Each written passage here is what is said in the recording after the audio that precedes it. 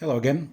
I am back here to do another game tutorial, this time a board game, for this game called Oh Wah Ree, which has a copyright there from 1962 by the Minnesota Mining and Manufacturing Company, which is now known as 3M, which is the company that produces, like adhesives. This was part of the 3M bookshelf line of bookshelf games, as you can see here, because it looks like a book on the spine here, but the game is inserted right there in the slipcase. I'm going to take it out so we can take a look at it. Here is the game out of its slipcase. What we have here is a plastic game board, though it's a very sturdy plastic and it kind of looks like marble the way it is. We have the instruction booklet, and it came also with a catalog of other fun games right there from 3M. All right. We also get, these are the playing pieces. We have here a sack of marbles and another sack of stones. All right. Well, I am now going to show how we set up the basic game for Oh Wah Ree. So here's the game already set up for 4 players. All right. So Oh Wah Ree is actually a Mancala game, and Mancala games are usually 2 players, but in this one you can play 2, 3, or 4 players, which is indicated here by the marbles. Now, a lot of people, whenever I take out this game, they always ask me, what are the marbles for? They don't really serve a purpose in the game other than just marking how many players there are and what is your playing area. In this case, like the yellow, this, and these pits are the yellow playing area. Here is the green playing area, red and blue. All right. So what you do is you choose how many players you want, and put these here. If it was 3 players, I would put an extra marble here, a green one, for instance, and then so on for the other colors. I would have 3 colors, and for 2 players, I would just have half and half of one color, of different colors. Excuse me. All right, now, so for 4 players, what you do is you grab the stones and you put 6 in each of the pits. Now, here there are different number of stones that you have for different number of players. For instance, for 2 players, you have 4 pebbles in each pit. For 3 players, 5. And for 4 players, 6. Here we have it for a 6-player game.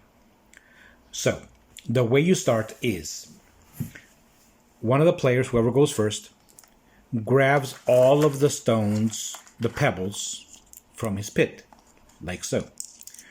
And then starts, well, the term here is sewing, which means putting the pebbles in each pit. If you ever played Mancala, that's how you do it. So you go like this.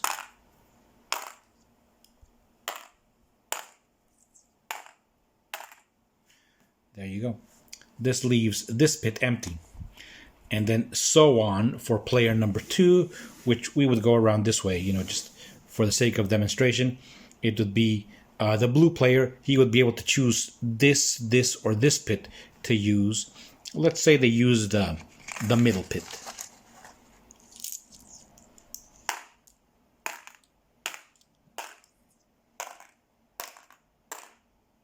All right. And so on for the 3rd player. Let's say they choose that one.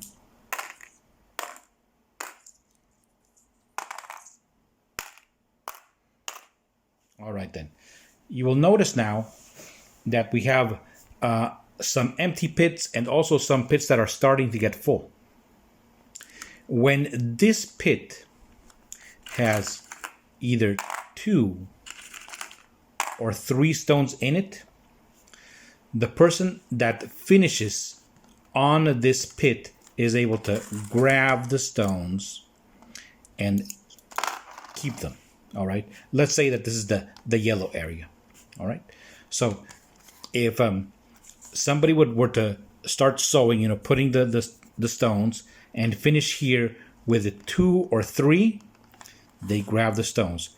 Likewise, if the previous pit also has 2 or 3, they would also grab those stones and take them. Likewise, so on and so on until there was a pit that had more than 3. There are 2 things that we have to take note in this game. You can only capture the pieces in one of your opponent's pits. So like say the yellow would not be able to capture his own pieces right there if 2 or 3 were here. Okay? And also, if at any time any of these pits contain 12 or more pebbles, upon sowing they would skip that pit and go on to the next one. All right? So they will go, one stone here, one stone here, one stone here. Let's say that this one has 12 or more. They would skip it and go over here. All right. This kind of prevents, pits having a whole bunch of stones right there. There. So the players continue, and they could play either, clockwise or counterclockwise. It doesn't really make a difference. And at the end, the player with the most pebbles wins. I am now going to do an example of capturing in that situation where you can capture the stones of 1 or more pits. So let's say it's yellow's turn and we are playing, this way, counterclockwise. Like I said, you can also play the other way. But anyway, here goes. Let's say I choose these and I start sowing. I finished right here with red. It has 3, so I would grab those. They would be mine. The preceding one also has 3. I grab those. They would be mine. And the preceding one also has 3. And this one as well. They would also be mine. And then these as well. So I would have like a chain reaction all the way up until this one, of course, because this one not only does not have any stones, but it's also one of my own pits, so I can't capture there. Even like this one, I would not be able to capture this one because it's one of my own pits. All right, well, there you have it. That is how you play Oh Wah Ree, the basic game. There is, in fact, several variations, as you can see here in the rule booklet. Some of them have more complex rules, and some of them you would alternate going clockwise and counterclockwise. But it's better to just master here the basic game before going on to the next ones.